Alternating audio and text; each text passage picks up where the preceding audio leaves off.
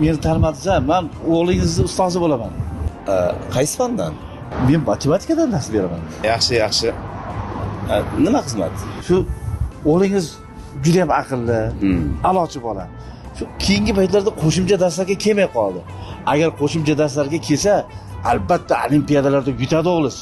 Endi ustoz biz o'g'liga bu aytayotgan matematika, ximiya, fizika unaqa darslar kerak emas biz o'g'liga. Nega unaqa deyapsiz?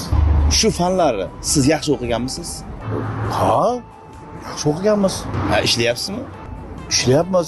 Qancha oylik olasiz?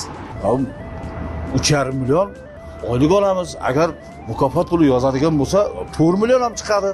Boring yana 5 million bo'lsin. Hamdam Sobirov bilasizmi? Ha, eshitganman. Qanchaga chiqadi? Narxini bilasizmi? Kecha qo'shnikiga kelganimiz $3,000 kelgan ekan. Qancha vaqt ashulayddi? Bir 20 minutcha aytdi-yu. Ko'rdingizmi? $3,000 20 minutda oldi. Siz 5 million pul uchun bir oy ertalabdan kechdan ertalabgacha ishlaysiz bilaman.